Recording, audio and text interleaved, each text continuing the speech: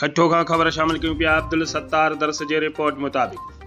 क़ुर्बानी वारी ईद जे 3 ॾींहं पाकिस्तान फार्मा एक्शन क्लब पैकेट ठट्टो पारां फार्मा एक्शन क्लब ठट्टो जे मेंबर्स ठट्टे जे सिविल सोसाइटी साफ़ी बिरादरी ऐं शहरनि जे मान में ईद मिलन पार्टी जो अहतमाम गुजू लॻे हजी निजी फार्म हाउस ते कयो वियो, जंहिंमें शिरकत कंदड़नि लाइ न सिर्फ़ तफ़रीह करण समेत मानी ऐं म्यूज़िकल प्रोग्राम जंहिंखे गाला नाइट जो नालो ॾिनो वियो, जंहिंमें संजे नामियारनि ॻाइणनि अॻोणे नाले वारे सिंधी फनकार अलाइनो ख़ासकेली जे भाणे जे गुलूकार मुजाहिद ख़ासकेली ऐं हैदराबाद सां वास्तो रखंदड़ ॻाइणी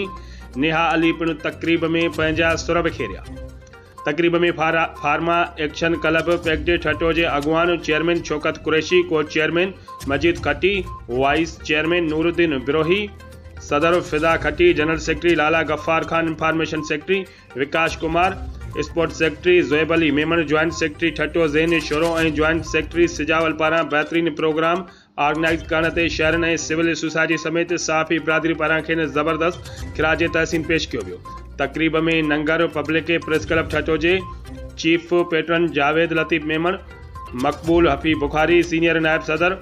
मुज़फ़र ख़ासकेली ठट्टो प्रेस क्लब जे सदर इक़बाल जाखरू, रशीद जाखरू रहमतुल्लाह शिटो समेत शहर ने वॾी अंग में शिरकत कई।